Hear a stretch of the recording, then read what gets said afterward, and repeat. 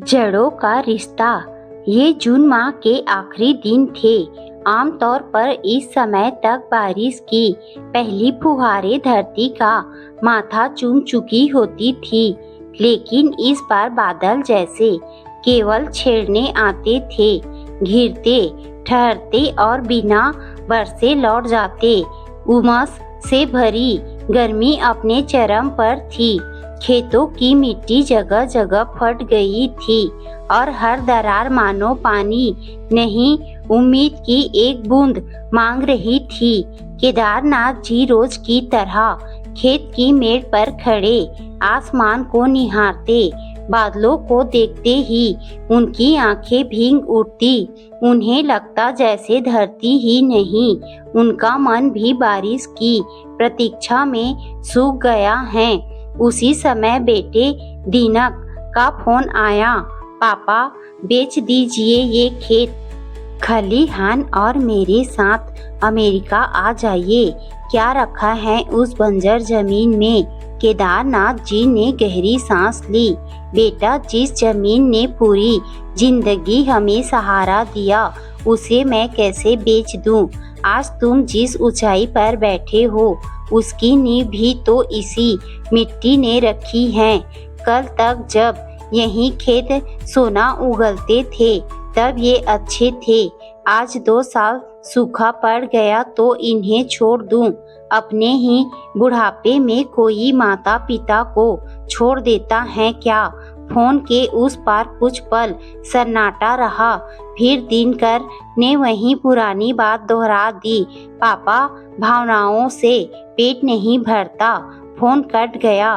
केदारनाथ जी मुस्कुरा तो दिए, लेकिन उनकी निगाह फिर उसी सूखी धरती पर टिक गई।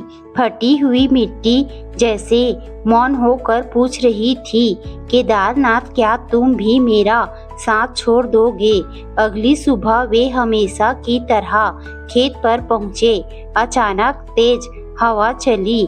दूर दूर तक फैले बादल एक दूसरे से मिलने लगे। कुछ ही क्षणों बाद पहली बूंद आकर उनके झुर्रियों भरे चेहरे पर ठहरी। उन्होंने हथेली फैला दी, फिर दूसरी, तीसरी, और देखते ही देखते आसमान झमझमा बरस पड़ा। केदारनाथ जी भीगते हुए घुटनों के बल बैठ गए। उन्होंने मुट्ठी भर मिट्टी उठाकर अपने माथे से लगा ली। बरसों पुराना रिश्ता फिर से धड़क उठा था। सौंधी खुशबू ने जैसे उनके भीतर तक नई जान फूंक दी। उनकी आंखों से बहते आंसू अब बारिश में घुल चुके थे। हजारों किलोमीटर दूर अमेरिका में बैठे दिनकर ने उसी शाम समाचारों में अपने जिले की बारिश और खिलखिलाते किसानों के चेहरे देखे। न जाने क्यों उसके भीतर कुछ पिघल गया। उसने तुरंत पिता का नंबर मिलाया। पापा, हाँ बेटा, खेत मत बेचिए। इस बार मैं छुट्टी लेकर घर आ रहा हूँ। अब हम मिलकर खेती करेंगे, नई तकनीक अपनाएंगे, पानी बचाएंगे और इस जमीन को फिर से हरा भरा बनाएंगे। शायद मैं बहुत दूर चला गया था, इसीलिए अपनी जड़ों की कीमत भूल बैठा था। केदारनाथ जी कुछ क्षण चुप रहे, फिर भीगे स्वर में बोले, बेटा, जमीन केवल अन्न नहीं उगाती, इंसान की पहचान भी उगाती है। जिसके पांव अपनी मिट्टी में टिके रहते हैं, वह दुनिया के किसी भी कोने में क्यों न चला जाए, एक दिन लौटकर यहीं आता है। कुछ महीनों बाद वही खेत धान की कोमल हरियाली से लहलहा रहे थे। मेड़ों पर पिता और पुत्र साथ साथ चलते दिखाई देते। एक के हाथ में अनुभव था, दूसरे के हाथ में नई तकनीक, और दोनों के बीच वह मिट्टी थी जिसने पीढ़ियों को जोड़े रखा था।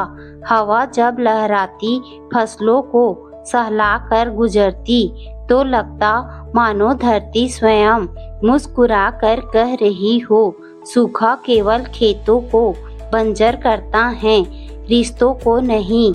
जिन रिश्तों की जड़ें मिट्टी में होती हैं वे पहली बारिश के साथ फिर से हरे हो ही जाते हैं।